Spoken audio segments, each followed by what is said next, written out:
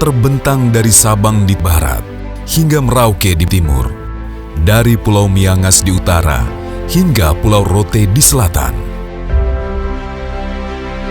Indonesia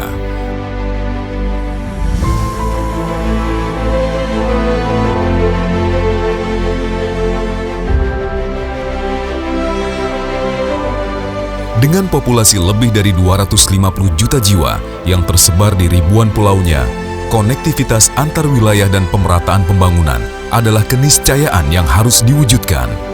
Pembangunan infrastruktur transportasi adalah jawabannya. Transportasi akan membuka keterisolasian, menekan disparitas harga, menumbuhkan perekonomian secara lebih merata, dan mengembangkan potensi masyarakat di berbagai kawasan secara lebih maksimal.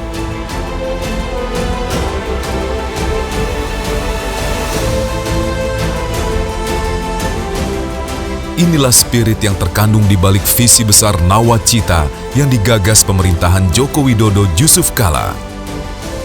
Salah satu butir nawacita yang sangat tepat menjawab tantangan Indonesia adalah membangun Indonesia dari pinggiran dan memperkuat daerah-daerah di desa dalam kerangka negara kesatuan.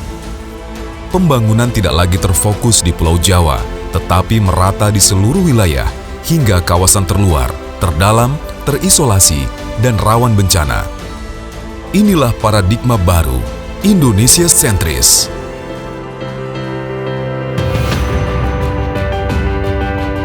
Salah satu implementasinya adalah pengembangan tol laut.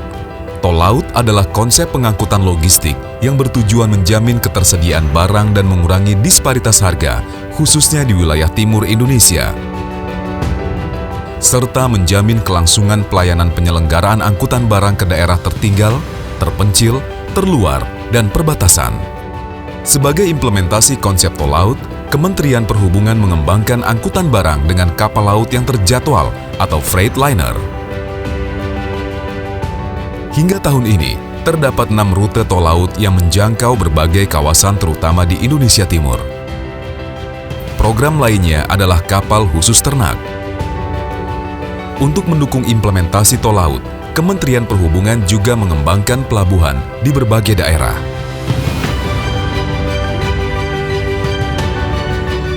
Selama tahun 2015, Kementerian Perhubungan menyelesaikan pembangunan 35 pelabuhan dan memperbaiki 160 pelabuhan.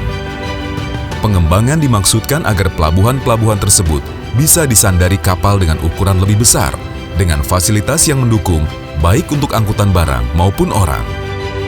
Pelabuhan yang telah diselesaikan pembangunannya diantaranya Pelabuhan Wasior di Kabupaten Teluk Wondama, Papua Barat,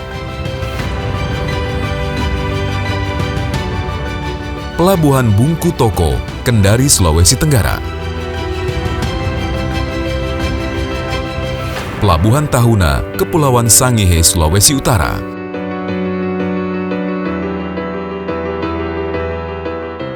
Pelabuhan Laut Matangisi, Sulawesi Tengah,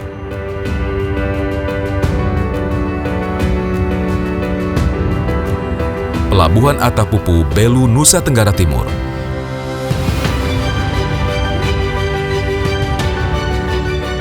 Pelabuhan Marapokot, Nagekeo, Nusa Tenggara Timur,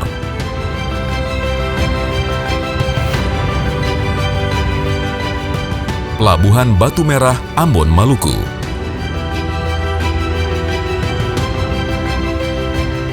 Pelabuhan Sukadana, Kayong Utara, Kalimantan Barat,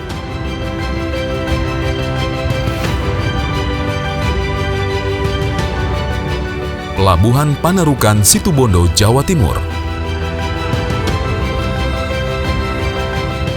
Pelabuhan Calang, Aceh,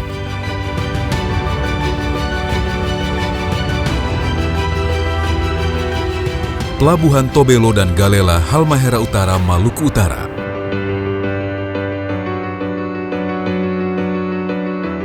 Pelabuhan Tutu Kembong, Maluku, dan puluhan pelabuhan lainnya di seluruh penjuru Nusantara, terutama di kawasan timur Indonesia.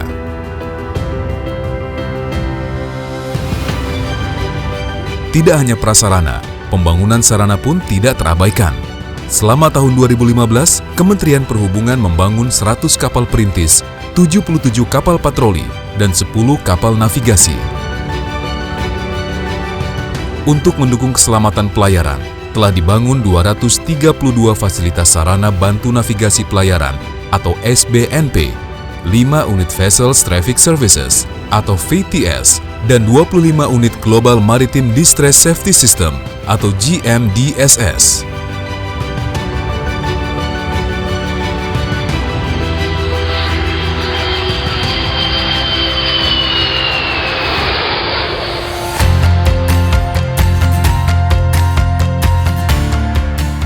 Di samping perhubungan laut, Kementerian Perhubungan juga melakukan percepatan pembangunan infrastruktur transportasi udara, di antaranya dengan membangun dan memperbaiki bandar udara yang tersebar di berbagai wilayah.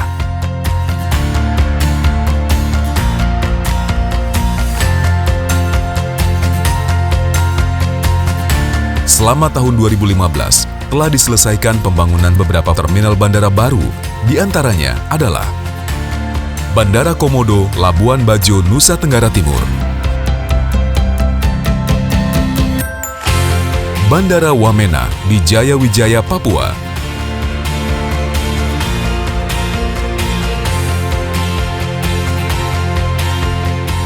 Bandara Rembele, Bener Meriah, Aceh.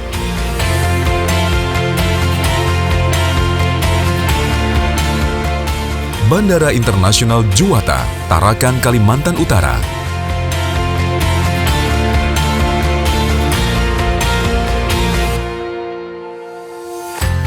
Bandara Matahora, Wakatobi, Sulawesi Tenggara.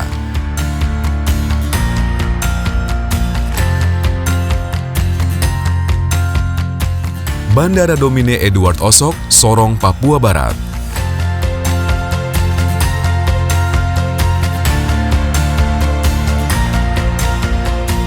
Bandara Mopah, Merauke, Papua.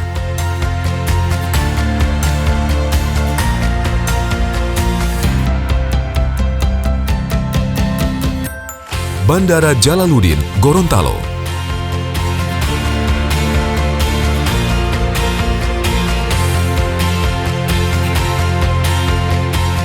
Bandara Bua, Luwu, Sulawesi Selatan.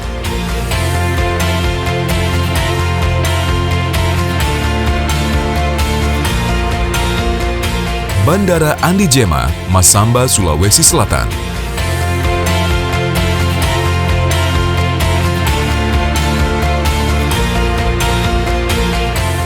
Serta puluhan bandara lainnya.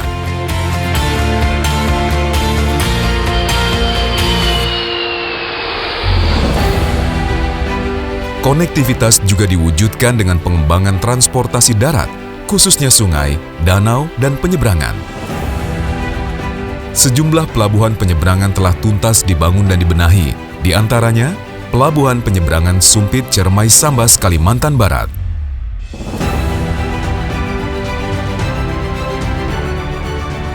Pelabuhan Penarik Dabo Lingga, Kepulauan Riau.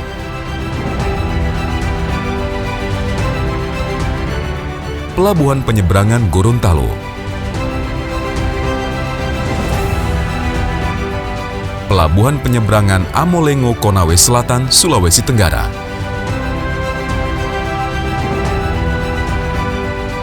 Pelabuhan Penyeberangan Kendal, Jawa Tengah. Pelabuhan Penyeberangan Toboli, Parigi, Mautong, Sulawesi Tengah.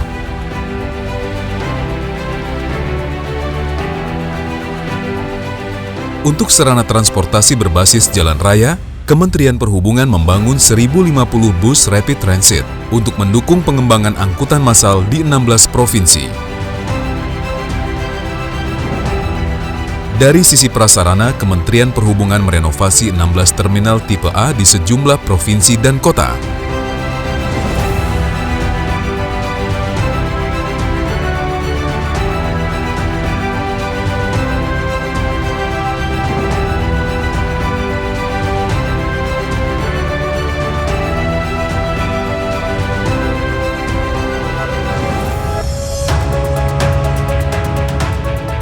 konektivitas juga ditunjang oleh pengembangan transportasi perkeretaapian yang makin luas menjangkau wilayah Indonesia. Beberapa aksi nyata yang telah dilaksanakan di sektor perkeretaapian, diantaranya pembangunan jalur kereta api Trans Sumatera, reaktivasi jalur Binjai Besitang, dan pembangunan jalur ganda Kertapati Prabu Mulih di Sumatera Selatan. Trans Sulawesi dari Makassar hingga Parepare, pembangunan jalur kereta api di Bandara Internasional Soekarno-Hatta dan Bandara Internasional Minangkabau, dan pembangunan jalur ganda kereta api Medan Bandara Kuala Namu. Di Pulau Jawa, dibangun jalur ganda di lintas selatan. Untuk mendukung kereta api perkotaan, Kemenhub membangun double track Manggarai Cikarang, pengembangan dan pembangunan stasiun Kebayoran, stasiun Parung Panjang,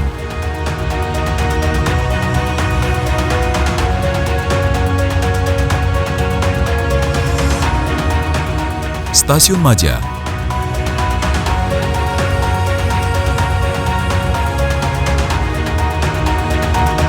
dan stasiun Palmerah.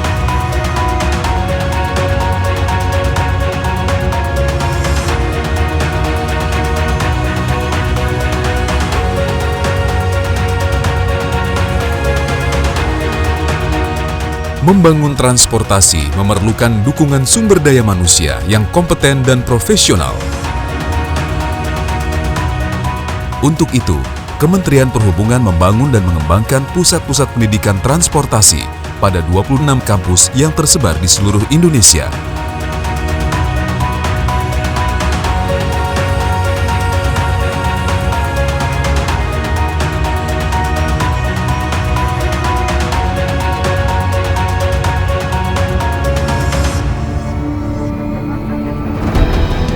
Menghadirkan negara untuk mewujudkan konektivitas nasional dan pemerataan pembangunan demi masa depan Indonesia yang lebih baik.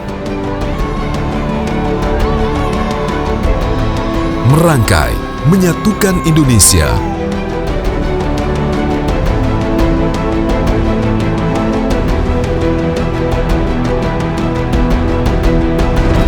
Kementerian Perhubungan Republik Indonesia.